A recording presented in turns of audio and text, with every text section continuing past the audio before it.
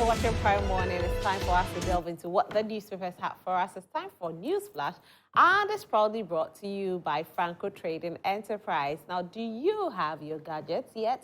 Well, if you are looking for authentic gadgets, then look no further than Franco Trading Enterprise. They have all of that and even many more for you. They have mobile phones, they have television sets, they have tabletop fridges, they have a desktop, they have so many things, okay? They even have CCTV cameras. So if you are looking to get any of these things, just make sure you contact Franco Trading Enterprise. Now, the easiest way is to download the app on your phone. So you go to Google Play Store and download the app. It's Franco Trading app. So Franco Trading app, that's the app that you download. Or you visit our website, www.francotradingenterprise.com. Or you pick the number on your screen, 02464222338, 02464222338, or 0555939311.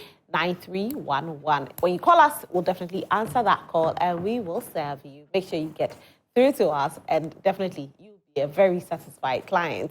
And so my guest is seated, Honorable Timothy Awontirim Ataboadey. I'll start this conversation with him. We are still waiting for Honorable Aye-Paye to join us. He will be representing the NPP. Honorable Timothy Ataboadey is representing the NDC. And of course, you are also joining us from your homes, and we are forever grateful. Make sure you send in your messages to us like you always do. We are streaming on Facebook is live, and so when you go on Facebook and you're watching, please again hit the share button. Let everybody on your timeline enjoy it. My name is Roselyn Felli. Let me quickly delve into the newspapers. I know, Honorable, you seized my newspapers, so I have to take it. Don't worry about it. Honorable, welcome. How are you today? I'm doing well. We thank God for His mercies, like I've always said. Thank God for His favors. Thank God for His blessings, for His faithfulness. In times like this, you need God to sail through the turbulent stages of our living in this part of the world. So there's this proverb, Proverbs 3 verses 3, that says that let love and faithfulness never leave you. Wrap them around your neck and write them on the tablet of your heart, so that you may find favor in the sight of what? God and man. And I think times like this, we should show love. We show unconditional love to whosoever that comes to you. And then we should let them not run away from our side, because that is what most people need at these times. Yesterday I was watching, or even this morning, about the issues at the dialysis center. It was heartbreaking. And for me, I couldn't watch much, because if you put your feet in the shoes of people staring at death, and from even their own utterances, they cannot even take water. If they take water, they will have a problem. And they cannot pay, because it has been increased to 491 Ghana cedis per round. It is serious, especially at a country where we can easily throw away money. We can throw away money through stealing, through corruption, you name them, all the bad governance. And just a few. For me, how many number of people in Ghana here that go for dialysis that we cannot say, if they are 1 million, okay, let's dedicate 10 million for their dialysis? Because even Auditor General reports tells us the amount of money that has been wasted. I will not go into the Cecilia Dapa and other people who have stashed money away in polythene tanks and so on. But if we are diligent enough, we should be able to take care of the vulnerable ones. Look, the case of dialysis and other debilitating sicknesses and diseases are huge expenditure on a lot of people. No matter how rich you are, you would one day go down, because the cost is heavy. And I couldn't watch it, because one of the young ladies said that they are just looking to God, and they have to go home and they cannot do it. A country like Ghana. It shall be well. These are the things that when we talk about, people think that we make so much politics. But hey, It shall be well. It shall be well. Yes. In the name of our Lord Jesus. Amen. Let me quickly read the newspapers. I'll start with the Daily Graphic newspaper. The Daily Graphic. Push for SMEs growth, President tells government at 3i Africa Summit. African Prosperity Dialogue's third edition launched, continent charged to invest in infrastructure.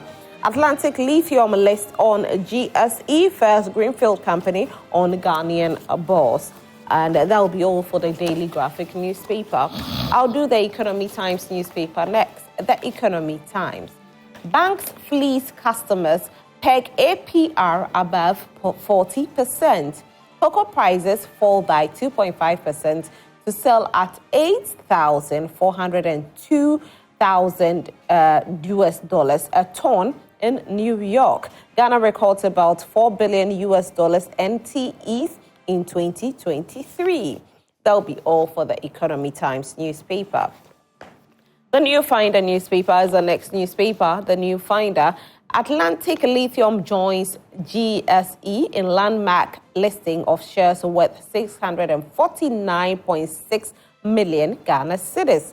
Strategic infrastructure investment vital for Africa's prosperity, says Gabi.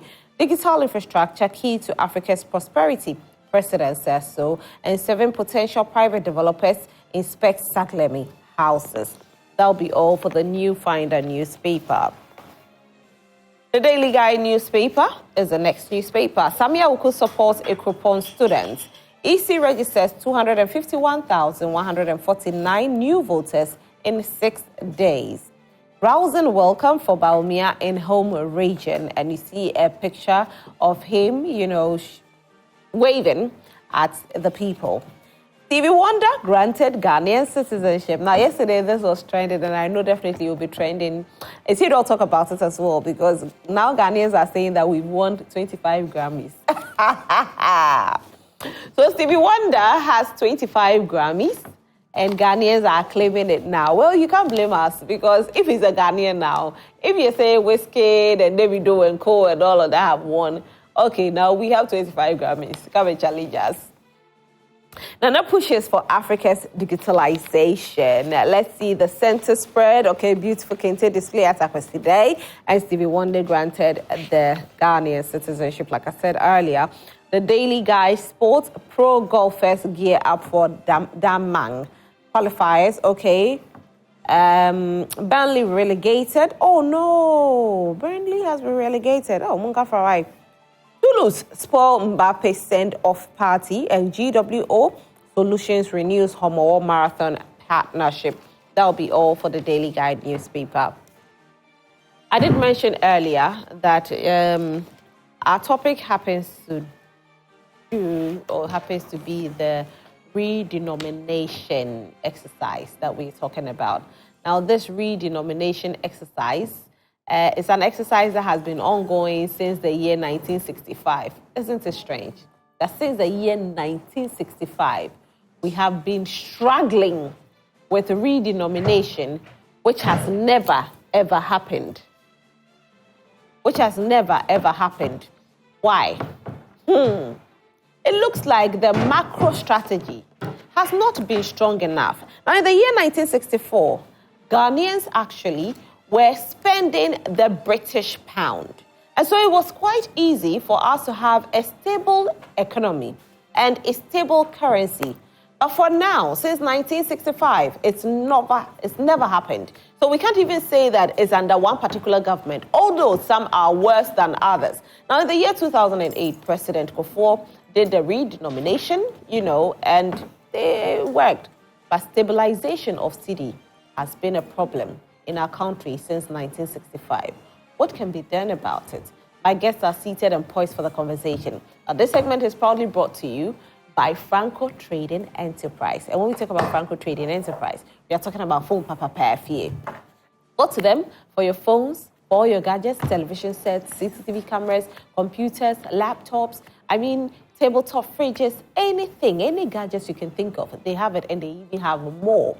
Please download the app on your phone, Franco Trading app, or you can visit our website, www.francotradingenterprise.com. Franco Trading Enterprise, still phone papa.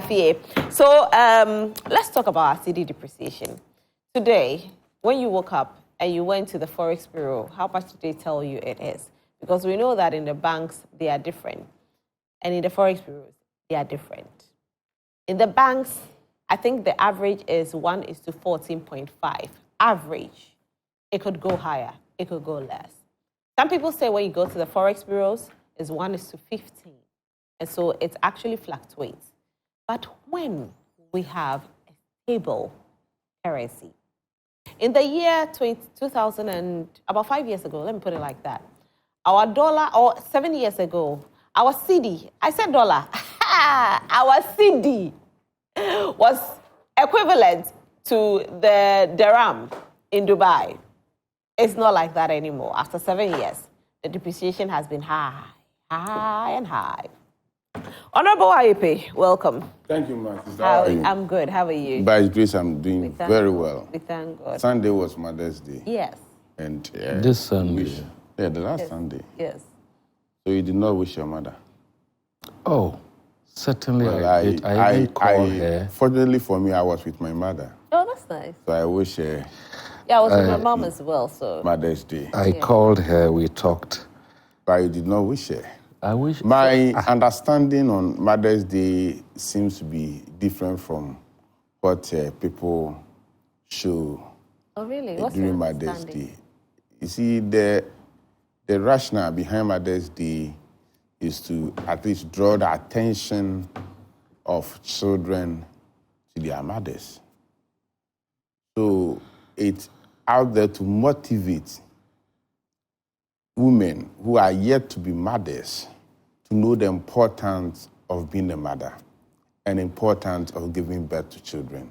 And if for one reason or the other you can't give birth, maybe because of medical reasons, maybe your personal reasons, you can adopt any, whether being a family member or somebody who needs mother, then you also become a mother. So for that thing to happen, I think it is important we recognize Mother's Day and stop wishing people who are not mothers. That is why we also have Women's Day. Women's Day for all women, whether you be mother or not. But Mother's Day is a day set aside for children or people like us to recognize our mothers. Right. So let us respect it as such. Okay. And stop wishing our wives.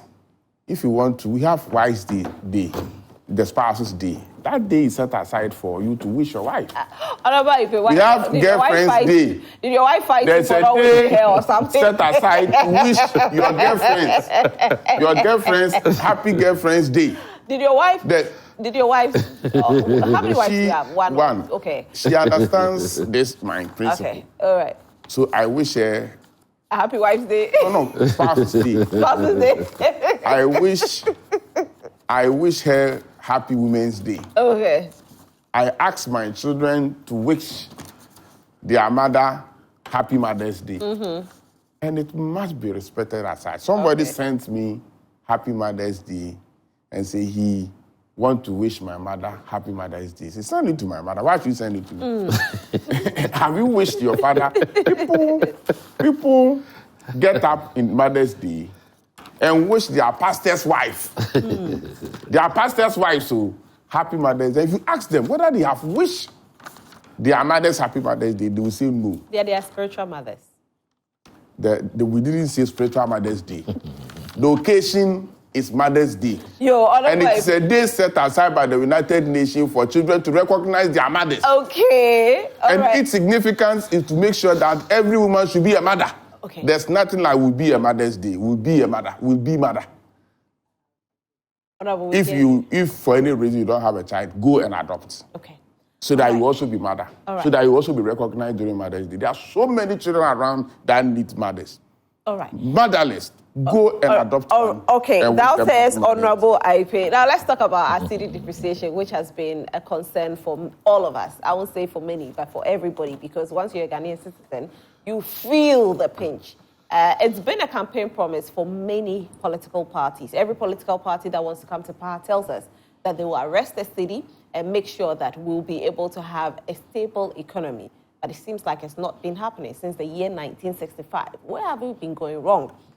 Now, Professor Bob King, who is an economist and professor of finance at the University of Ghana, is saying that it takes a lot and we need to work on our macro strategy and not our micro strategy. He's saying that the city can be stabilized, but it can be stabilized for a long time.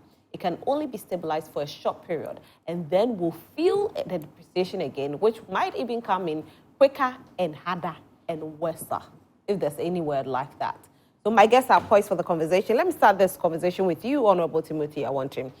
This conversation is not about even a political party. It is about 1965 governance, on governance, on governance. And it's never worked. Why is it not working? Roselyn, good morning once again. Good morning to Aye-Paye, my good friend. And good morning to our viewers out there. Yes, the issue of the illusions or the running away of the city has been with us since 1960s up to today, like you said. I remember when COVID came, the U.S. Chief Justice John Roberts said that the COVID has pierced our illusions of certainty and control. No one ever thought that big cities like New York, big cities like London, Paris, and so on and so forth will be empty of people.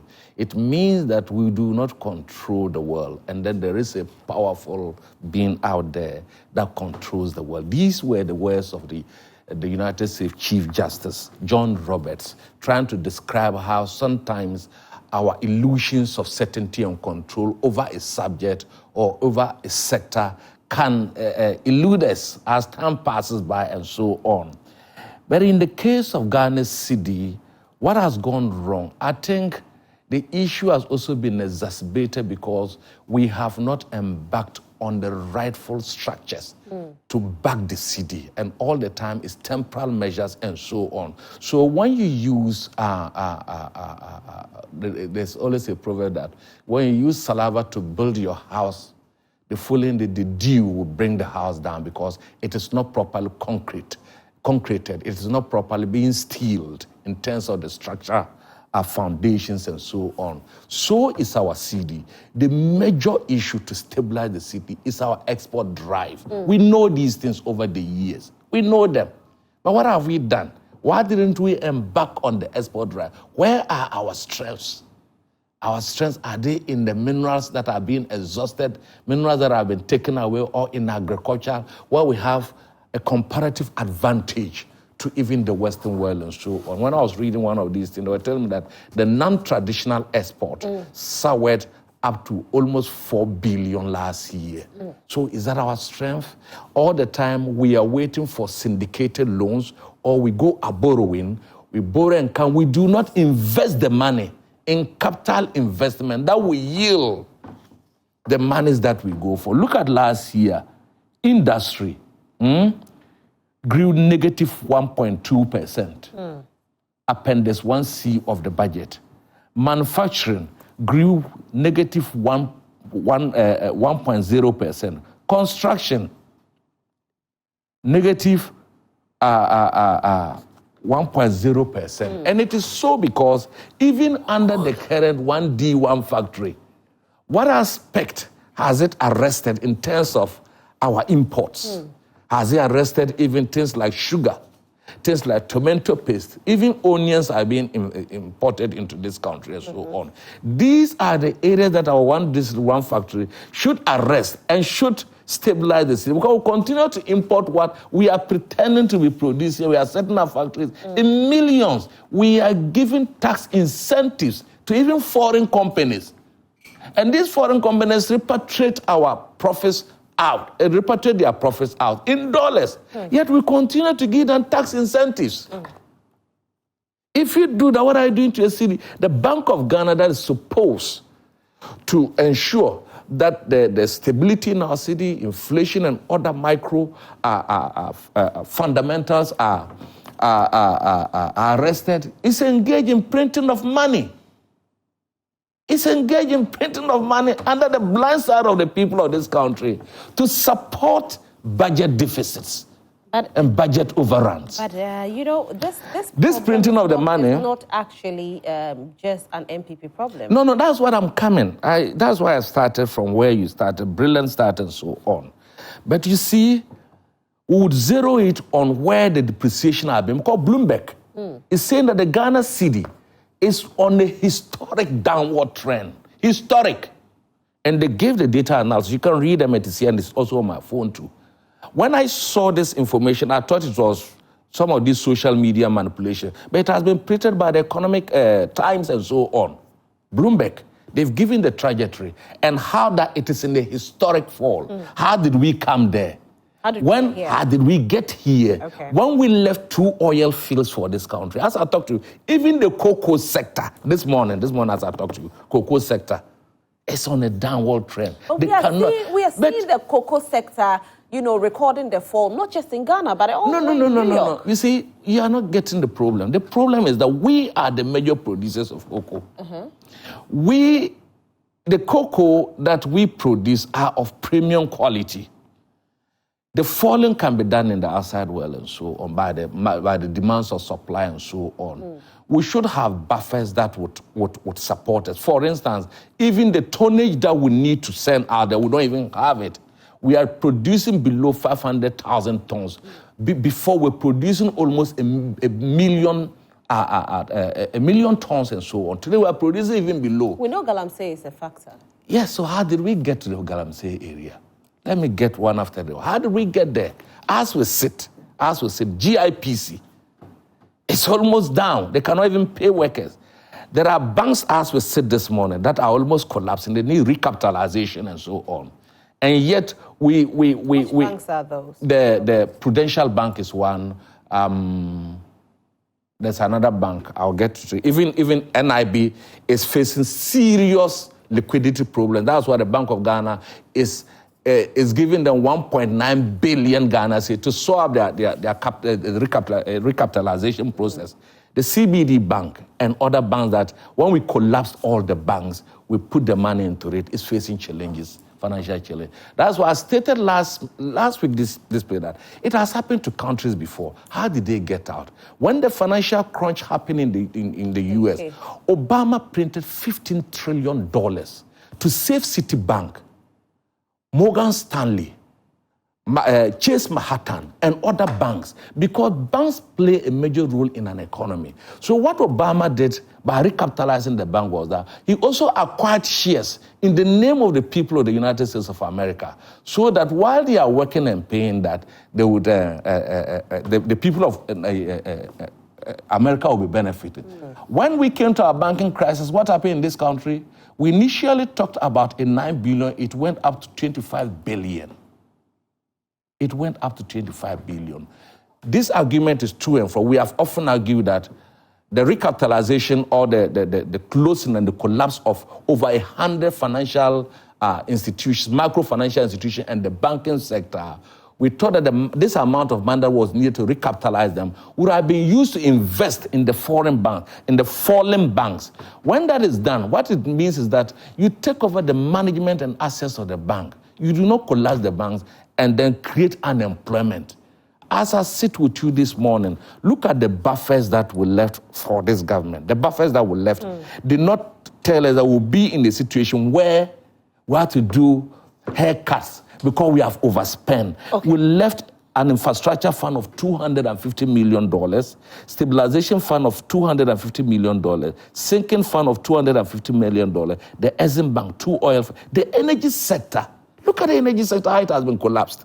The Millennium Challenge Compact too, you've seen the fact that they've withdrawn the $190 million US dollars. Is it not 190? Whatever it is, because of corruption. Well, we don't have that for a fact that it's because of corruption. You know, I've said it is private sector interference. No. And also the private sector interference was the interference in the PDS. The IPP. It was the interference we're talking about. You know, I've raised this in here a million times. Yeah. And that a compact too. I think I had some the challenges with him that this amount of money, the US withdrew because the US said that it was laced with corruption. They look at the sharing of the PDS and saw that it was opaque. It was not transparent. It was not done in accordance with even procurement and so on. That was what they withdrew. And this is not the first time. Wherever there's an investment that is tainted with corruption, the US withdraws. And even individuals involved are punished seriously. So we can go into it, but the issues are many. Yes, we'll but go the back into main the issue. Well, I'll come back to the main issue. Let me go on Zoom and speak with George Wiafe, who is my colleague at Joy Business. Hi, George. Hi, if you can hear me. I can hear you loud and clear. I'm doing good. Hope I'm loud and clear. Great. Now, Professor Bokpin is actually saying that our Cedi can be stabilized for just a short while, and then we go back into our depreciation. And he gave some reasons. I think the main reason that he gave was the lack of a robust macroeconomic policy support for the Cedi. And let's look at even when the Cedi depreciation started. Since the year 1965, we've never had a stable Cedi. Well, it's interesting, Roselyn, and I'll first like to do some basics here or some background. And the performance of the Ghana Cedi is basically a demand and supply situation. Now, we don't break dollars in this country. At any point in time, if you have a situation where more people are demanding dollars and there isn't a correspondent increase in the supply, then you have the Ghana Cedi coming under some serious pressure. What have we seen over the past years? We had a situation where, because we don't get dollars in this country, we go on a Eurobond, raise dollars, bring it in, support demand when the demand shoots up, and that has been the cycle. Now, because of this, our debt restructuring and all those things, that form of borrowing has frozen. Other sources of inflow that should have come in to support the Bank of Ghana or to boost our dollar reserves are not coming in. And so that is another situation that is contributing to the current situation that we're seeing right now. We'll come to the bit about the fundamentals and the politics aspect of it.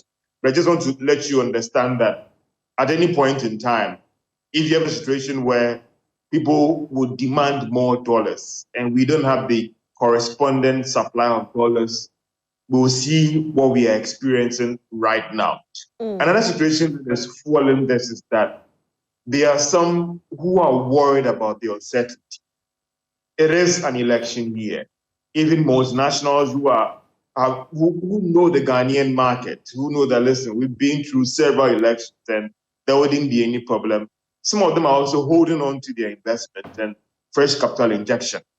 For normal businesses who are afraid and are not confident about the outlook of the economy, they are going out there demanding dollars to save.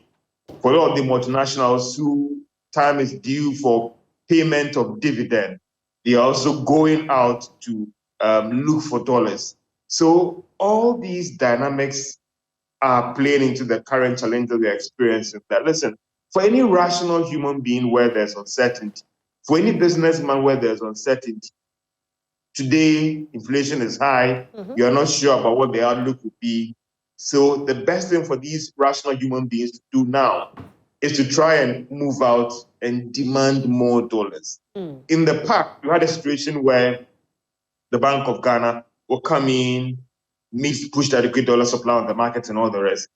Some of the banks have said that we are not witnessing that correspondent intervention from the Bank of Ghana. If you look at their reserve position right now as we speak, they have more than $6 billion. So everybody was expecting that Bank of Ghana will be very active on the market. Now, some would also say that we are currently renegotiating our external debts and all the rest. Very soon, we will start paying these debts. What could be the reason? Could it be that the Bank of Ghana also wants to build up their reserves so that when the time due to pay these debts, they can go ahead and do that? Another thing, Felli, is that you are under an IMF program where they thought that allow the forces of demand and supply to determine the exchange rates. Is our markets, when they say markets and economics and all that, is it that function well that we can allow the demand and supply to take place? The IMF believes that, listen, allow the market. They feel that there should be some correction. So the IMF program that we are under now, right now, it's more of against a situation or a practice where the Bank of Ghana is always on the market pumping dollars as a temporary measure to support the local currency. So all these dynamics are playing into it. Not forgetting about where the fundamentals are challenging. As an economy, we need to export more to earn dollars. If we are not in the practice of exporting more to improve our dollar situation, this challenge will always come. You know, talking about exporting more, we don't even have a strong city to be able to produce, to export. Now, let's look at how cedi is spent, how dollar is spent in local economy. We look at certain countries like Dubai, like you go to the UK and other countries where you don't have a choice other than to use their currency. Even in South Africa, it is so. But you come to Ghana and when you want to rent a place, it's quoted in dollars. School fees are quoted in dollars. Certain hospital bills or certain hospitals, you have to pay in dollars. When you go to clear your goods at the port, you are quoted in dollars. Do you think that if the government should change all of these into cedis, we'll see a strengthening in this, we'll see strength in the cedi, or what is happening? It has nothing to do with the depreciation of the cedi. Felli, it's a contributing factor, and let's establish that there are laws that bars the pricing of local goods and services in foreign currencies, and the laws are there. It's just about enforcing. So let us not argue by here. But again, ask yourself, why would Ajua Mansa selling at East Legon or in airport wants to price her goods in dollars? Even though some of these government agencies, they price in dollars, but they take the cedi equivalent. Felli, it is always about a confidence issue. When we get into a state where you cannot plan. Today, if you are in the import business, if you are bringing chocolate, you're bringing wine, look at what is happening to the currency. There's a likelihood that when you brought in the goods in April, we are doing 13 something to the dollar. When you finish selling these goods and you want to again import to restock, you are now going to pay almost 14 cedis, 80 pesos. For that business person out there, and I will speak well as a rational person and then look at the nationalistic sentiments. It is just right that if there are confidence issues, if your cedi is not stabilizing, the only way I can hedge against inflation, I can hedge against the uncertainty, is to price in dollars. And that is a fact. So the whole idea is that what can we do to restore confidence in our local currency? What can we do to ensure that today, at least, and listen, every currency around the world depreciates, and let us not get it twisted. The dollar suffers its blips, the pound suffers its blips. But when these blips are sustained over a period, that is where the problem is. So that is why that person out there that operates a hospital that is bringing in foreign doctors, it's important foreign machines, would want to see that, listen, I'm a Ghanaian, but when I go to the market to buy, when I engage my partners in Dubai and in China to import those goods, they don't care about whether you are a Ghanaian or not. What they are looking for is that fair price that you pay for the good. And that is why some of these people are being forced to go this way. But as also, speaking as a nationalist, as a Ghanaian, I will say that, listen, Bank of Ghana needs to get tapped. There is an element of this pricing thing that feeds into the demand. So if I know my child is in Association International School, I know that at the end of every term, we are quoting in dollars but accepting, I will then be forced to go out there, which is happening right now. There are people that have gone out there to demand dollars when they need it, because they are afraid about the outlook. The governor of the Bank of Ghana started an incident where they actually gave some money to the commercial bank when they requested. Post-investigation, realized that the bank didn't actually need the dollars. But because they were also afraid that things will get bad, people are out there hoarding dollars. And that actually affects those who need the dollars to work. So somebody is going out there demanding $1 million, demanding about $500,000. But that business doesn't need the dollars. So come back to the demand and supply situation. You don't have dollars. You have limited supply of dollars in the country. If people go out there and demand dollars when they don't need it, that is what you will see. There are people who are also betting on the dollars. See, Felli, if in April you had bought dollars at 13.20, the Forex bureaus are selling it at 14.80. Listen, calculate this returns you'd be making if you had gone out there investing in dollars. That will be more than what T-Bills is offering to you. It might even be more than what FX deposit is giving to you. So all these dynamics are playing into what our we experience. Depreciation, right? And in the fact that our discussion with the IMF also for the second tranche of funding has delayed a little bit.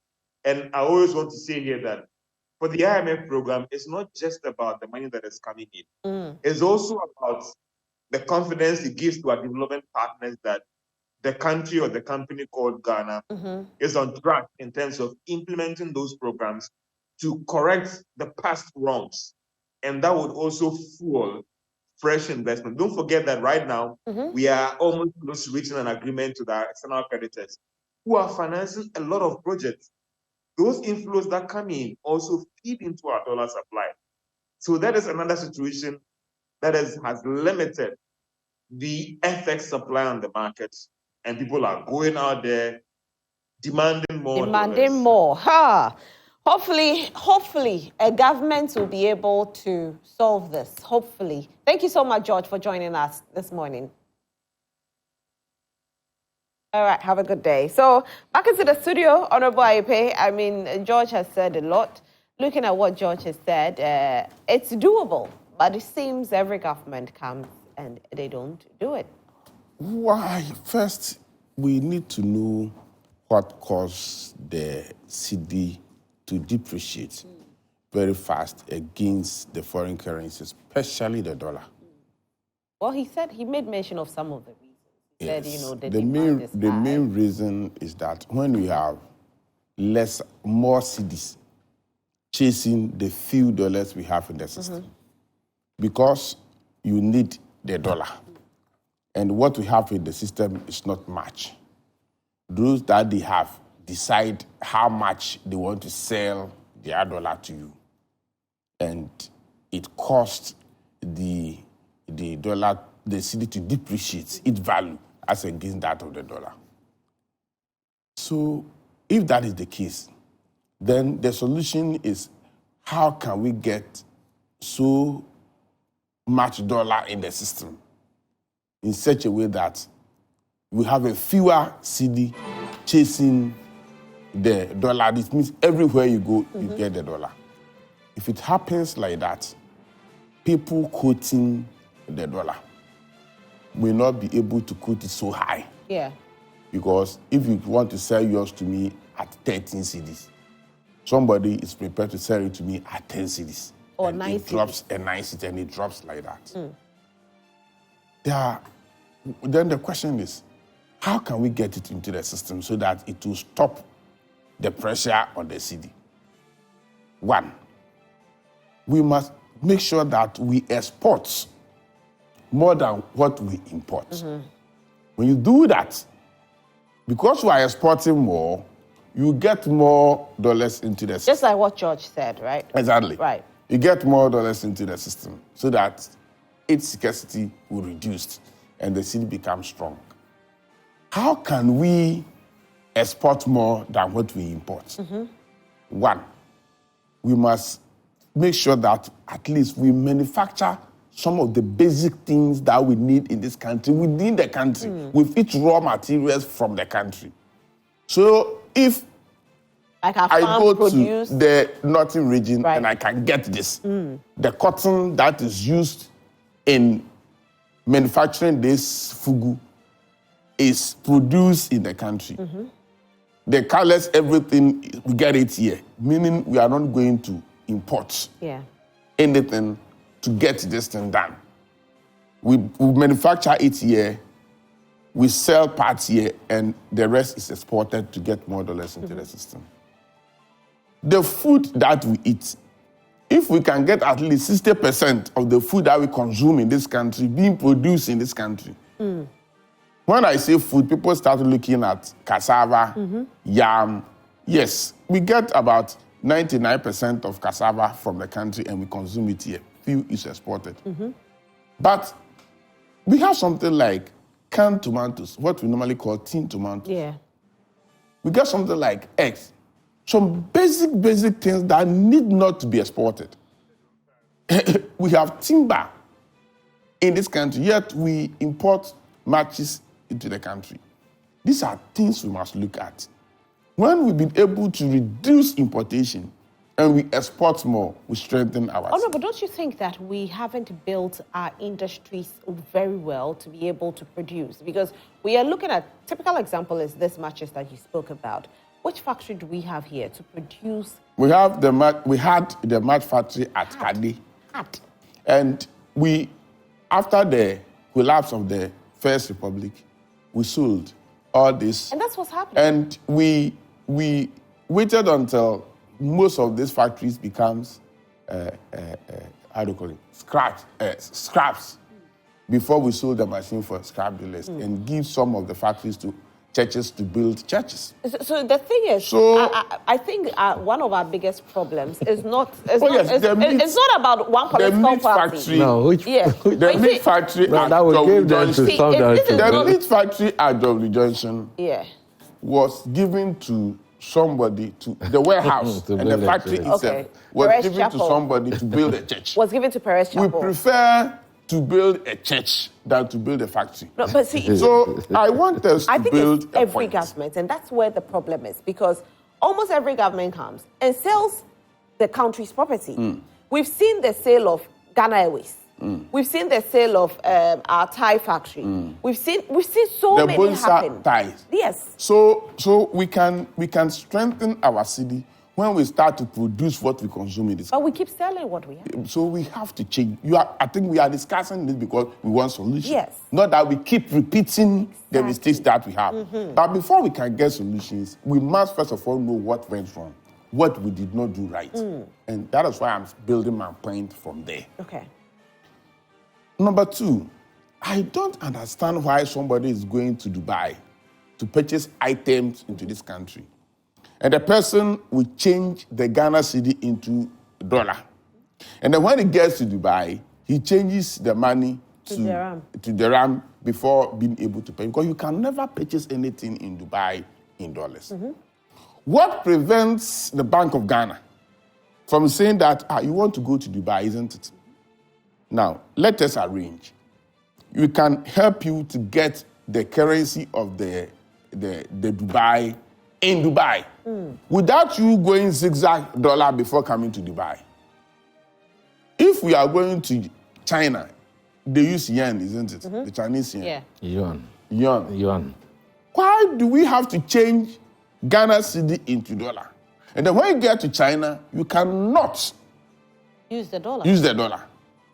So you get the dollar, you get to China, you change into the Chinese yuan. Why can't we arrange with our importers so that when they are going to China, they get the Chinese currency from Ghana or there in China without changing the money into dollar before they go? These are things that could be easily done now to sustain our city before we think of manufacturing. But are these currencies readily available in Ghana? No, you need not to have it in Ghana. Bank of Ghana can make that arrangement. Bank of Ghana can give approval to commercial banks to do that arrangement for you. Okay. So I heard George saying that the laws are there. Yes, the laws are there. If they are not there, we can amend the existing laws and say you cannot travel to China with dollar. If you are going to China, get the yen before you go. How many people import from US? Very few. That's so true, 100% true. How many people, even now, people going to UK for importation want to get dollar, and when they go to UK, they change to pounds. That is why you see Cedi appreciating sharply against the dollar as compared to the depreciation against the British pound. Although the British pound is stronger. Yes, but I say that, listen to me, I said, the rate at which the Cedi is depreciating against the US dollar is not at the same as the rate at which it is depreciating against the euro and the pound. I'm not saying the pound is stronger than the dollar. That's not my argument. No. But on the market, it is, though. It's a fact. Yeah. On the market, it's a fact. Yeah. Because although you have a Cedi to 14.5, you have a Cedi to 17.5 with the pound. So on the market, it's stronger. Yeah. I'm not saying it's not. You don't get my point. I want to get your point. I'm saying the rate of depreciation are not the same. Yes, the rates of depreciation are not the same. Yeah, true. So my point is, how many people in Ghana import from US that we need the dollar so badly that every transaction that is being made is made in dollars? You made an assertion that duties are quoted in dollar at the port. That thing, people, and I say it is not true. What is happening is that because we import in dollar value, before a value of this phone will be known by customs, they have to first know the cost price. And because we import in dollar, the cost price will be quoted in dollar. And then the tax will be charged on the cost price. So when the charge is on the cost price, a percentage of the charge will still be in dollars. Then they convert in cedis before they bill you. So if we import and you take your bill from a custom, it is never quoted in dollars.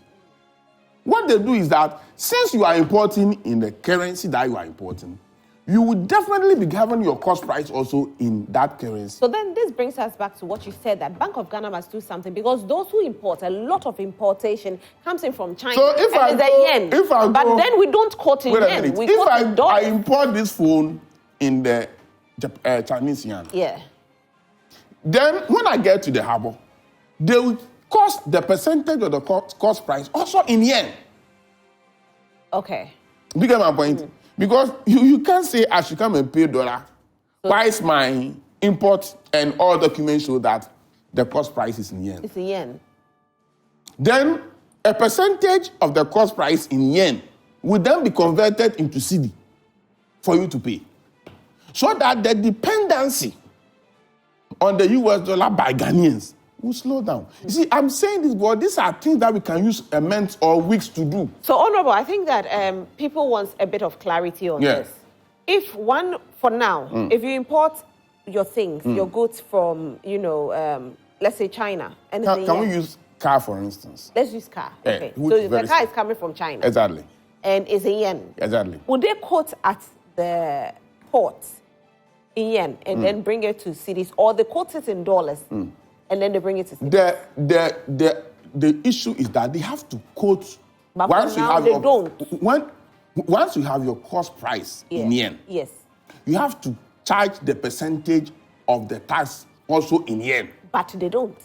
They don't, because the importers don't quote their items in yen. They quote it in dollars. In dollars, even if they are bringing it from China. Okay, so if we should quote it in yen, you can challenge a custom officer. Okay. Who will charge your items in dollar, whilst your quotations are all showing in yen or in pounds. Okay. All right.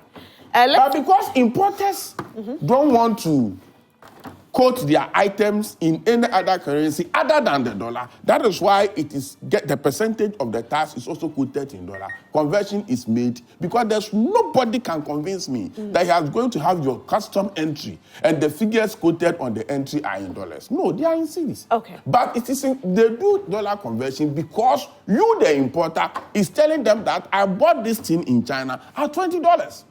Right. So if you want to pay tax on it, the tax is a percentage of your cost price. Okay. So if there's a percentage on the cost price is quoted in dollars, definitely you have to pay the duty also in dollars. But custom then take dollars. They take cedis. They take cedis. So they look at the current prevailing exchange rate and then price it for you. Okay. And then you start to complain. Buy your item from Dubai. Use the Dubai currency as the cost price of your item and find out if customs will also not charge you in the currency of the buy. Wow. But before I end for you today, you said governments. We have learned a lot from her. Let me say that. Kudos to that explanation. No, but No. I'm just saying that kudos to the explanation. Please continue. Let's face facts. Government of a government make efforts to strengthen our city, but the method they use, to me, are all wrong. I was in Parliament since 2019, and I'm saying this. I want to say what I have witnessed. Okay. Among the governments that have ruled since 1993. What they do and what I've seen in Parliament is that from 2009, if government sees that, the cedi is badly depreciated, then they go to Eurobond, the Europe market, or the bonds market. They go and borrow, $2.5 billion dollars, have $600 million, $300. Then they come and put it into the economy. The previous government was even went to extent of auctioning dollar to the market. And when you do that, it strengthens the cedi because you have auctioned the dollar you've gone to borrow into the system. So it's a short period strength. Yes, it's not sustainable. It is not sustainable because you've gone to the bond market, you've gotten dollar into the system, so your cedi is strong. It's time for cocoa season. Then you go cocoa syndicated loan, you get 1.5 billion, you put it in the economy, your cedi is strong. Is that sustainable? It will get to a point that you hit 100% to GDP, your debt. So you cannot borrow again. Then what happens to your cedi? This is what I have seen in Parliament from 2009 to date. To the point that you can't borrow again. If you can't borrow again, what do you use to strengthen your local currency as against the dollar? So, one, at the time that we were borrowing to strengthen our cedi, I'm asking the question whether we did not know that it will get to a point that we cannot borrow again. And this one, I will not say it against MPP or NDC. It happens under all administration. I'm not an economist. I entered Parliament as an automobile technician engineer. But I said, we are doing this. I once asked the late Dr. Kuto, he was sitting right in front of me in Parliament. So one day I tapped him when the Professor Mills government nearly turned Ghana Parliament into loan borrowing institution. That's what we used to call them. But it looks like your government have borrowed more. It's not about who borrows more. When you turn a whole Parliament as an institution, as a loan approval institution. I asked him, are we expecting any oil boom? He said, why? I said, the rate at which we are borrowing, it will get to a point we can't pay. I asked this question far back 2010, 2011. If Dr. Kuto happens to be alive today, he will throw my stone back to me. Here we are. So what the MPP government started doing when we came to power in 2017, and we said it before we came to power, that the only thing that can sustain our cedi is to make sure that if not anything at all, we can manufacture some basic things that we need in this country. There comes one district, one factory. That we started building some factories and revamped some existing factories. Factories that are already existing and are facing challenges. Then we started making it political as we know this country. Everything will turn into politics. Well, so for me, Roselyn, my suggestion is that, one, we should look at some basic things that we can do now to strengthen the city. And one of those basic things is to know now the importers are in association, Guta, Telcos, OMCs, the oil marketing companies. These are companies already in group. They are already in groupings. Let's find out whether we can meet those associations and then help them. Where are you importing from? Are you importing from Dubai? Are you importing from China? Are you importing from UK? Wherever you are importing from, let's get that country currency for you to do your importation. Right, and change our laws to make sure that we... The laws are there. You need not to amend any law. What I'm saying, you can do it without amending the law. Okay. The law that you shouldn't go to your hotel room prices in dollars. They are already there. The laws So why are are we there. not What fixing we it? need is implementation, enforcement. Okay, great. Honorable. Yes. You see, Aye-Paye, you have talked more than 30 minutes. You've spoken more than I have done. Okay. Don't worry, I was timing both of you. When I talked about export drive, for which George reiterated and he talked about, it is not the end resource. The end resource is when you do the export drive and the money comes in, you also invest them in capital projects that will pay itself and yield much more bigger resource. That makes it stable. It's not just the export drive. For instance, this morning the economy Times is telling us that Ghana records about 4 billion in non-traditional exports in 2023. What did we use that money for? Did we invest the 4 billion so that it continued to give birth, to yield? We invested money, here's how we were in Parliament when we did the gas, that trouble gas. Yeah. Because of that, government is saving $300 million each year. The MPS, the extension of the Tema Port, it gives us $200 million, for which they took $70 million to go and then build on the Bonkra inland. As we talked this morning, not even one bag of cement has been done there. When you do that, there's capital flight. When you do that, the money continues to fizzle out through recurrent expenditure and not on tangibles. For Tema Port, don't go there. The mess you created there, don't go there. I was there in the committee. Please, I was part of the committee. Please. The point when we came to power. Please, yes, please. Don't go there. What is there? Don't listen to me. What mess you've created there? Why? When you were talking, I was keeping quiet. I was keeping quiet all along. I have a problem because I was keeping quiet. Both political parties. No. The document. Make your point. The data is there. Okay. Parliamentary hands have been captured. Don't listen to it. The Tema was 1.5 billion. Yes. You understand? Yes. We borrowed and we gave, how do you call it, debt, tax exemption. I told you here that it wasn't true. You see, the tax, look, Aye-Paye, allow me. Go on. You see, to say that if people are importing from China, they should get their monies in what do you call it, in yuan, vis-a-vis that of Dubai. It is not so. It's simply not logical. This theory has been propounded and it was defeated because the dollar is a global currency.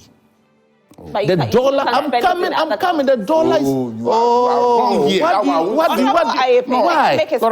I just told him. Why do you do that, my brother? Other countries, but honorable, please make your point. It's a global currency in terms of its reach, in terms of easy convertibility, and to use to buy and export. That is why it is quoted. In fact, when he talked about the pound convertibility and its reach is not like the dollar. You talked about the other currency, the euro, and its convertibility and its usage is not like that. The dollar, if you look at the Israeli currency, is huge, but it's difficult to convert it. So we don't run economies by simply saying that your people in the economy should trade in that currency. That is not how it works. And especially the volatility that goes with. Please allow me to talk. Please, you don't understand what you are saying. What is I don't understand? I'm not saying that you should allow me to talk. Relax. The Chinese currency. I am not here to talk for you. But I'm not here to talk for you. I am saying that when you are going to buy from China, that is what I'm talking about. And I said it is not so. It's on the floor. Be done. Honorable Aye-Paye, relax. You have your time. I know what he's talking about. Yes, relax. Let him laugh. When you look at the trade wars, when you look at the geopolitics and the trade war between even the United States and China, would you have advised yourself that your people going to import should carry yuan there? You don't do that. You look at the. I understand. That's why I said that theory has been propounded before. The theory of our traders going to China through the Bank of Ghana and then getting more yuan instead of the dollar, so that, like he said, you won't go to A and come to B before you convert. It should be straight dealing. This theory has been propounded and defeated several times. It has been defeated because, you see, China and the United States and Europe and their politics is affecting the developed countries. It's affecting because you cannot immediately shift your trading currency, which you have relied on. Because even Bawumia, please. Even when Bawumia went to China and came and said that the bauxite was going to be used as butter, he quoted the amount of money in dollars, that $15 billion. Honorable, you see, the issue here is... The issue, and the real with issue... regards with what Honorable Aye-Paye is saying, is that if we are going to China and the Bank of Ghana can have a certain negotiation so that you don't change it. How many Chinese banks are in Ghana? Change it to, no. So it's not about the banks. Oh, but you need, you see, he's saying that you speak. The central bank, you see, you must understand how the central bank works. It's very nice. The central bank is not into exchanging of. In fact, the central bank makes money when it prints money, which they call it the seigniorage, that it makes the profit from. The central bank is not to facilitate trade between individual private citizens. It's the bank for the people of this country. It has its objective, monetary policy, to ensure that the city stabilizes as against what? International currency and so on. How does the Bank of Ghana get involved in ensuring that traders that individually want to buy things? It's not government between government. Individual trader, they will make sure that they get them yuan or they go there and do it. Bank of Ghana uses it is not to implement it. Oh, please stop that. If you don't stop this childish politics you are doing. And that, don't tell me that. You see, you keep making this thing. Look, so but you right must now, please, Roselyn, let's get that, this thing. yes. You keep making this thing, and I don't like it. Don't always tell me as if you are intelligent than me, please. That's why you but please. I've not come here to talk. I didn't come here to talk for you. You see, I didn't come here this morning to talk for you. My bank will give me. No, I didn't come here to talk for you. Relax. I didn't come here to talk for you. Write your things there. I'm not doing that. People are watching it. Probably they even know more. To get a phone or a laptop or other digital things, just make sure you go to Franco Trading Enterprise. You can download the app on your phone. It's Franco Trading app, or you can actually go to, visit our website, www.francotradingenterprise.com. Let's see if we have some messages coming in. Honorable, continue. Don't worry. As you're doing it, I'm trying to get the messages, please. You cannot have a country where you come and there's no investment. Look at the amount of money that has been taken by this government. Right.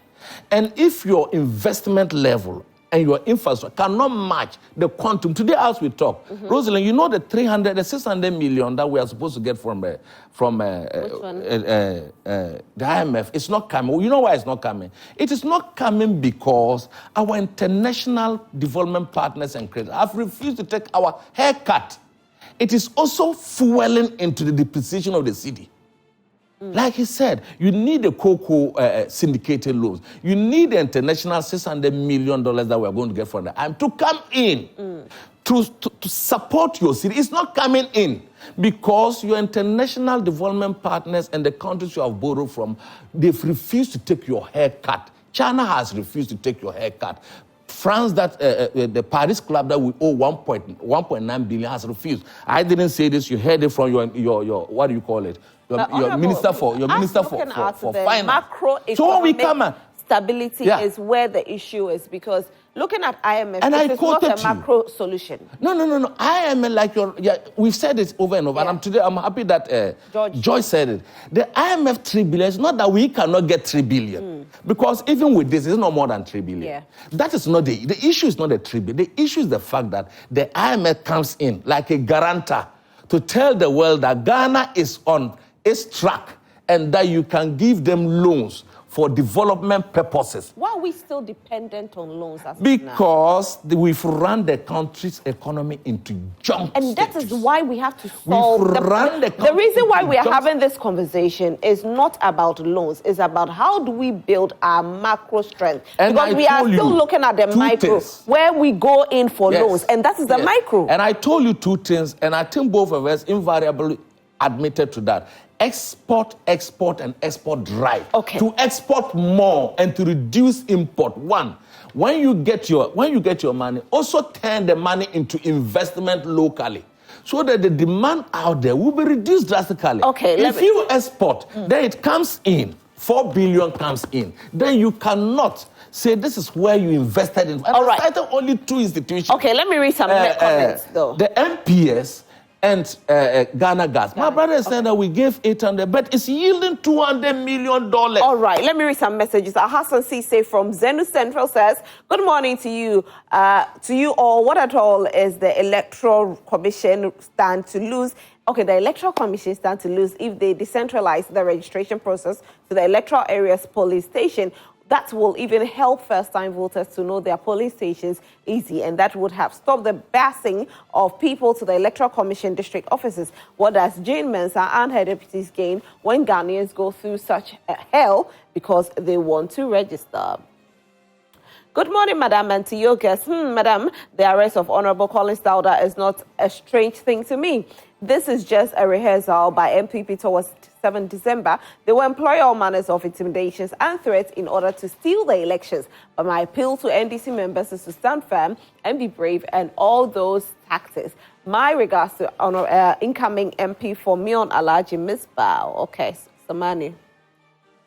This one, Alaji Hamza Pickfam says, good morning, Roselyn. In my humble opinion, I think it's time for someone to call Madam Jean Mensah and other members to order, especially Dr. Bosman Asari. They should remember that it is the poor taxpayers' money that is being used to pay them, so they should be communicating to us with respect. Arrogant postures of the EC officials towards Ghanaians is becoming too many, and the earlier something is done about it, the better. Remember, we had 5 different figures of results in 2020 elections. This time round, under this limited registration, the EC is getting figures wrong again, and I expect them to be apologizing to Ghanaians than demonstrating this act of arrogance towards Ghanaians. What is happening in this limited registration exercise should be directed to the doorsteps of the EC. They are the cause of it, and political parties. They should learn to do the right things at the right time and the wrong things at the wrong time, and no one will complain. The insensitivity of this government is simply unimaginable. The increase of the cost of treatment of chronic kidney patient is worrying. Yes, yesterday I saw this as well. It's moved to 450 Ghana cedis or something. 491 Ghana cedis. I want to call on the various media houses and other stakeholders to embark on a serious campaign for the inclusion of dialysis into the NHIS. It's sad that we are spending money on trivial issues while others are dying. I want to also urge the political parties to include that what they intend to do to help these persons in their manifestos for our perusal. I'm simply heartbroken as I write this piece. I want to state categorically that my vote and support is for the one who is willing to include the treatment of the kidney patients into the NHIS and setting a fund aside for those who cannot pay for their drugs. I know many others will share in my view, and this will force our politicians, to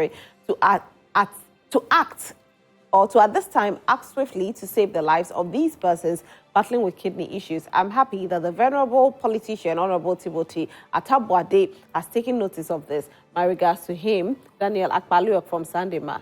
It looks like Daniel has thrown you to both political parties. So whether you like it or not, you have to do it. To address cedi depreciation, policymakers in Ghana need to adopt a comprehensive approach that addresses both external and internal factors contributing to currency volatility. This includes implementing sound macroeconomic policies, strengthening institutions and improving transparency and governance, enhancing export diversification, promoting value-added industries, and attracting foreign direct investment are also crucial steps to enhance the resilience of the economy and reduce its vulnerability to external shocks. Aaron Beba. Good morning, Roselyn. So is Baumia saying not until he becomes a driver, he cannot solve the problems we are currently facing. Example, high fuel prices and high dollar rates, etc. As head of economic management team, he has disappointed and failed Ghanaians. Where is a solid team? As a lead, we are just laughing at them and waiting for December 7th. The Kufuor Baumia government is not faithful enough to lead Ghanaians, period. John B. from Achimtafo. Good morning, Roselyn. I heard Nana Addo saying that Mahama won't protect his legacies. What legacies? Legacy of thievery, legacy of worst city, legacy of corruption, legacy of lawlessness, legacy of joblessness, legacy of family and friends, legacy of arrogance, legacy of bankrupt economy, etc. Nana Jedu Drobo, German South. Good morning, madam. We are tired of this group of people from Ashim. Okay, which group of people? Are you talking about the MPP or the NDC? Honorable Aye-Paye, Honorable Aye-Paye, Honorable Aye-Paye, how many times did I call you today? I allowed my boss to educate Ghanaians with peace. If not, MPP, which I don't even know how to read it. I can't even. MPP, which reasonable person? Which reason will say 15 cedis to $1 is better than 4 cedis to $1? But I'm not surprised at all. These same MPP, after deceiving Ghanaians that we are not going to IMF because of the insults they gave to JM, ended up telling Ghanaians that the IMF they were giving us was the best, when the realities of their mismanagement, corruption, and recklessness caught up with them. In fact, MPP never again. The next president, John Mahama, will take us to the promised land come 2025. Masarama and Tuna Sola. Good morning, Roselyn. The depreciation of the cedi is worrisome and macroeconomic problem in Ghana. The high demand of dollars is a major factor for the depreciation of the cedi, and as a result, people are holding dollars, or hoarding dollars in their rooms for political campaigns. Our dollar control is weak with this corresponding laws. Trading internally in Ghana with dollars is error. Firms and industries, schools, hospitals, etc. must charge in cedis in relation to this equivalence in dollars. Some people are happy when the dollar depreciates for egoistic reasons. Richard Presbycott said, I think this is so true. I remember so well. I went to the bank some time ago, and there was a man who was changing dollars into cedis. So when you're changing dollars into cedis, the feeling is different from changing cedi into dollar. And they told him, at that time, if the cedi has stabled. And he was not too happy. He was like, no, I don't like this. I wish that the cedi would depreciate because I'll get more money. I was like, what? Wow. Anyway, Francis Arthur Amasamai says, about me, I'm struggling to have a message. He's working contraction of his persona and a manufacture of incongruities. All right. Baumia is far from being a credible option for election 2024. Greetings to incoming President John Dramani Mahama and incoming MP Sedem Afenyo Amasaman. Good morning, Joy Prime. Madam Host, have you seen how God is exposing EMPP all over? Have you seen how the nursing students exposed Baumia about their so-called restoration of allowances? Secondly, Baumia made U-turn and told the whole world that he was joking by indicating that money shall be paid to churches. If it's of our interest not to fall for MPP's propaganda again. Some of us believe what they promised in 2016 and 2020, which made us vote for them massively. This time, none of their tricks shall work. We are far, far awake. MPP never again. Good morning, Joy Prime. Some few years ago, I think we made to know that we have, practical solutions for our cedi depreciation, and Ghanaians bought to that. Can you help the nation by interviewing Dr. Baumia on the current status of the cedi from Honorable Okla Ada? Before the cedi depreciation, before the cedi can be stable without depreciation regularly, Ghana needs to do more exportation than importation in order to receive more foreign currency than changing foreign currency to import goods from foreign countries. It automatically increases prices of goods and services, making the less vulnerable suffer the more. Government must make sure all hotels in Ghana receive the Ghana cedi rather than dollar. This is very true. And all passengers landing at our international airports should change their dollar to cedi before allowing entry into the country. This is so good as well. So this is the reason why Nana Baumia-led government decided to industrialize Ghana by implementing the 1D, 1F initiative so we can produce our own made in Ghana and export. For example, Ekunfi Juice is now exporting their juice, and one of the most popular supermarkets in US are known by many worldwide Walmarts. Others Ekunfi Juice from Ghana and many other 1D, 1F factories. It's possible, Abdul, Aziz, Jabani, but we are still struggling, Abdul. With all of these, we're still struggling. If we are importing Ekunfi, we are struggling. Good morning. I'm enjoying your show at Breakroom. The system we are living in Ghana now is too much. Our leaders should think about Ghana first and do something for our incoming generations. My humble greetings to everyone there, especially so for Mama Mata Breakroom. Okay.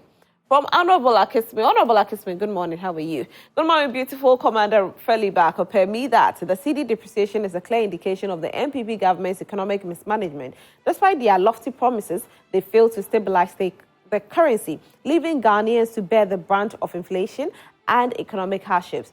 Their policies have led to a decline in investor confidence, a widening trade deficit, and a currency that's lost significant value. It's time for the government to take responsibility of their actions and implement effective measures to address this crisis. Ghanaians deserve better than a government that's prioritizing political gimmicks over economic substance. Regards to A&A Drinking Water Manager Master JEN wife inside Sefi Pekwa. I'll read this one and then maybe I'll just take a break. We still have a lot of messages. We'll try and see if we can read some more. Mensa Majid from Bechem, Toronto. President Nana Addo and Bawumia have collapsed the economy to extent that people can't afford 3 square of meal in a day. All the tensions at the registration centers are caused by the EC. Why should they allow registration to take place only in their various offices? Our population is increasing, so they need to consider the polling stations rather than their various offices. MPP mischief against Honorable Collins Dauda Bosheba will not lead them will not let them win a Sutifi South seat. The honorable man is humble, and any weapon formed against him shall not prosper. Who Jah bless, no man cares. I think we should focus on the dangers ahead of the election 2024, because how should Apiahene be captured on camera campaigning for Dr. Bawumia, and we are all quiet about it? This is a clear danger leading to December's election. My regards to Honorable Charles Akwesi Asiedu, incoming MP, North South Constituency. Last one I'm reading. I'll come back to all of you and I'll read it later. Good morning, Roselyn. And your panelists, the denominational changes will and cannot solve our economic crisis, which occurs currently. Okay, Roselyn, our problem here is our leaders who mine our economy. Why should you expect your country grow stronger whilst your leaders always try to siphon the state purse with the limited dollars to establish themselves abroad? Corruption happens to be a canker among the same politicians and their institutional body leaders. Local banks and businesses are internationally collapsed due to political bigotry. Depreciation will persist unless such opinion leaders change their corrupt mindset. Cedi Ayensuano alone hoarded such a huge amount of dollars in her house without any punishment. Do you know the number of people who are hoarding dollars in their various homes? In Ghana here, house rents are being charged in dollars, of which the state institutions like Bank of Ghana, who is to supervise all these, is staying aloof. From Sefi Pabuase. I'll come back and read more later, because we have a lot of messages on this CD depreciation. But don't forget to go to Franco Trading Enterprise to get your phones, all your gadgets, your mobile phones, your laptops, your television, your air conditions, your CCTV cameras.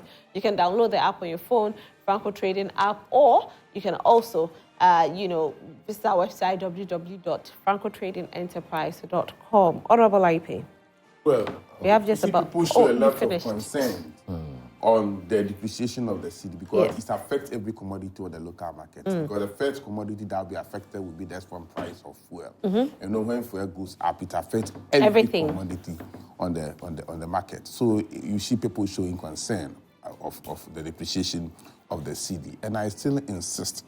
What I'm saying is, I'm not saying when you are going to trade in foreign currency, there's no law that says that you cannot, if you are going to buy from China, you cannot get the Chinese yuan and trade with it. There's no law, international law like that. People feel comfortable using the dollar simply because anywhere you go, you can easily convert it to the currency of your choice. That is why people feel comfortable going with the dollar. And the volumes of yen that you have to carry along with you before you can even go to China and purchase, as compared to a compact dollar, is also making the traders and importers comfortable using the dollar. That's why I'm saying that the Bank of Ghana can make an arrangement with those group of people and channel it through your commercial bank. I'm not saying the Bank of Ghana, people should go to Bank of Ghana and carry yen and send it to their country. You can make that arrangement because all Bank of Ghana policies are being implemented by the commercial banks.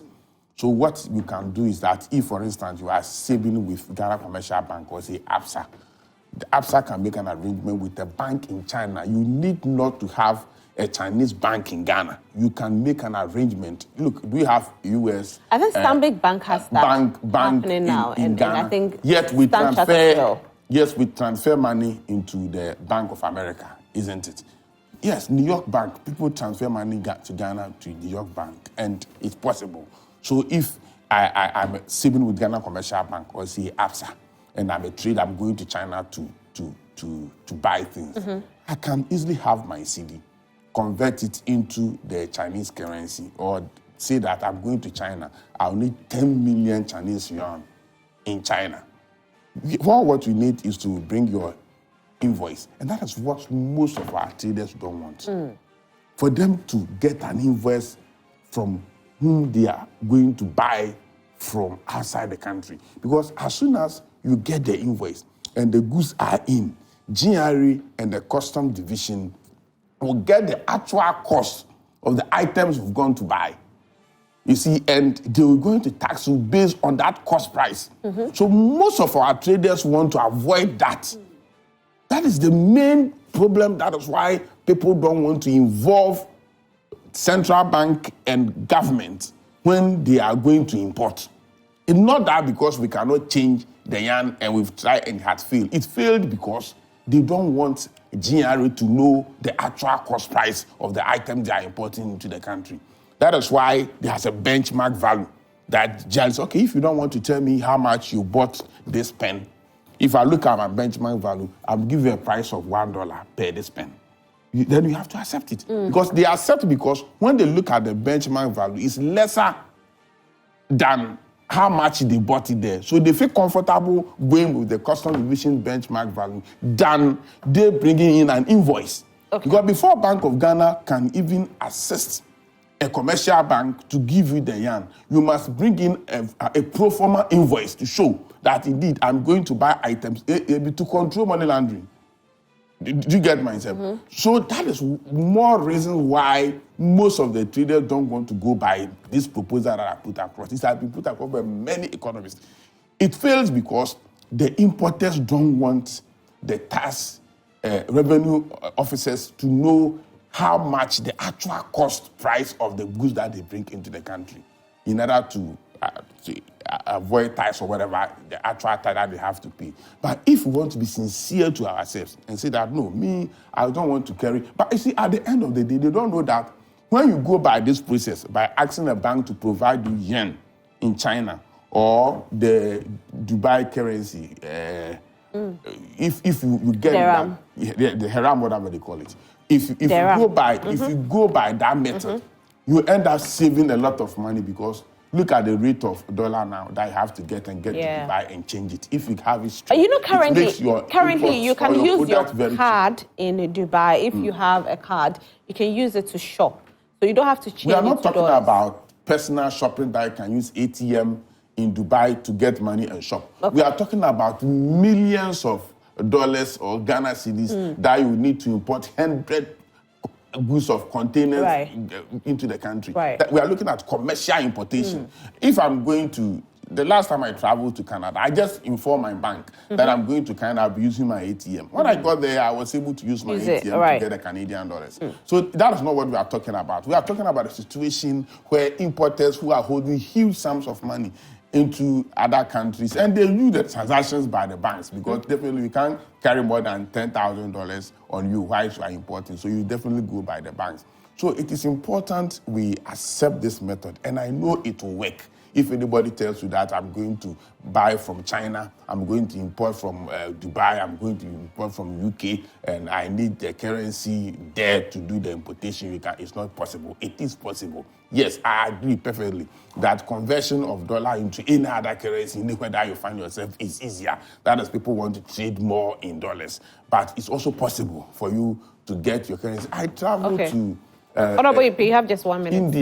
India some time back on the parliamentary assignments. When we get there, we were able to provide us with the rupees, the Indian rupees. And because for India, you cannot use the dollar for anything. Even converting your dollar into rupee, you have to provide your passport showing that you are not an Indian, when you came into the country, why you need the money. The process that you go through before you even change $100 into rupee. Next time when you are traveling to India, you make sure that you get a rupee before you get there. Wow. Honorable. You see, Roselyn, I remember under this government, a 25-member committee was set up to determine why the dollar was running away instead of notwithstanding the fact that it has been arrested and the key given to the IGP to keep, the dollar kept eluding and running away. You are aware of that committee. What has happened up to now? What I'm simply telling my brother Aye-Paye is that, you see, the problem of the Cedi is not resting on the volumes of trade that we do with China, that we should do it in their local currency instead of changing dollars to that. When this country, when the Bank of Ghana agreed to give the bulk oil importers, I think about $300 million to import oil. What happened? We're in this country, and I'm telling you how the dollar goes and what we can do, not about his suggestions. Look, Tor is supposed to do what? Refine crude in this country. We've assisted Centio Oil, which is a Chinese company, to set up here and to refine oil for us. We have even suggested that the goal for oil, Centio Oil should be the off-taker and not a Tor. Do you get it? And they've signed that agreement with Bust and so on. We do this to even telcos and so on. How does it trade? What was the volumes of trade between Ghanaian traders and China? Such a way that when the monies are transmitted in their local currency, it will arrest the cedi. It is not a solution. In fact, no textbook has ever propounded that theory to be a solution. All economic textbook and even our little knowledge in economics tells us that to have more reserves, you must export. You must do even semi-finished goods, processed goods, and do that. We have factories. Today, as we said, PBC, he has worked with PBC before. PBC... I've never worked with PBC. The produce buying company. I have never. You haven't done, you've not done... Unless I was a private hauler and I was hauling for PBC. I've never. Oh, yes. What I'm talking about, you working on not foreign employment, but hauling of their beans to them. And so they've given you contract, you've hauled beans to them. And today, before. And as we said this morning, PBC is collapsed because you have seen the banks towing away their project. So even the state institute that is supposed to help us stabilize our cities, including the Bank of Ghana, are collapsing. I told you this morning, GIPC, Cocoa Board. These are strong institutions that we have put in place to ensure that the cities should have a resilience. When it's stabilized, it should stabilize for a long time. It should not be the flip-flop. It's stabilized today, it goes back and so on. Today, this morning, that the cedi is trading at $15, 15 Ghana cedis per the dollar. It's simply because the IMF, the 600 tranche that is supposed to come has not come. The cocoa syndicated loans have not come. How can we be basing the strength of our cedi without doing nothing to it? And then it's always based on we borrow and bring in money. The city cannot steal. That's why I started two things. I said, look, even the Ghana gas that we built is saving us $300 million a year. When you add that to the MPA, he's telling us that it has cost them more in terms of the tax exemption, but we are gaining profit from it, and that's what 70 million is central Boncrack pot. If you see all this and put together, we are already over $500 million. If you look at the terminal trade, the volumes of people that come and the amount of money that we make there, when we are almost getting $1 billion a year. So this is how investment is done. You don't trade currency to stabilize a currency. It is not done. So unless we go to the fundamentals and do these things, the theory he's propounded might be just a 9-day wonder. Because most of our traders even are diversifying into other areas. No more the volumes of that. Look at when COVID came, because of the investment we did in the health sector, helped us. When COVID came, the investment we did in the water sector, the desalination of even I think the Teshi, where it was closed down, we were forced to open. The investment in energy sector is what has helped us up to today, that we have even run the energy sector into a ground. These are the areas, concrete areas that you can do to invest with your money to ensure that your city is... During my intro, I said something. I don't think the city depreciation is under just one administration. We have seen it with every administration. One of the reasons why the NDC government was voted out of power was because of city depreciation. In the year 1965, we started experiencing city depreciation. We have experienced it till today. So it's not a political conversation. It is how we get the solution. And we are hoping that whoever takes over in the year 2024, whether it's NPP or NDC, because it definitely, even if it's NPP, it would be a different leaders altogether. If it's NDC, different leaders altogether. We'll do something so that we can stabilize our city, because it is too much for Ghanaians. We can't breathe. Well, this has been all that we can bring your way for Newsflash segment. Yes, My guests have been Honorable Aye-Paye. You want to? Okay, I'll give you 30 seconds. 30 seconds. I did not say the only solution to calm the depreciation of the Cedi is through trading in the currency of where we import most. I said the immediate measure that we can take.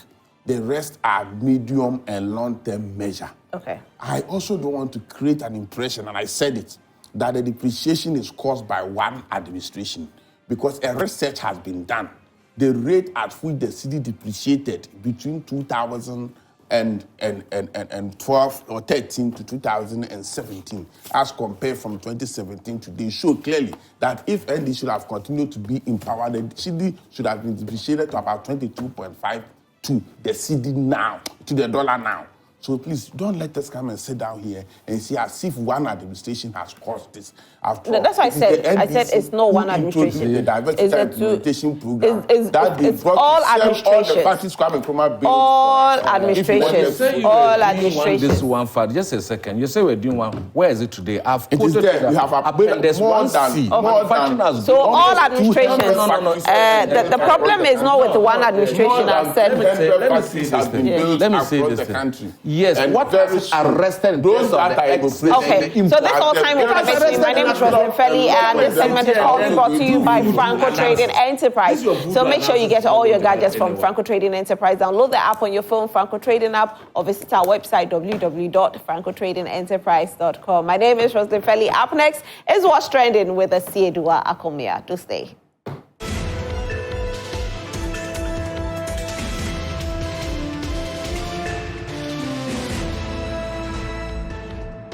Newsflash was brought to you by Franco Trading Enterprise. Still, fun papa fee.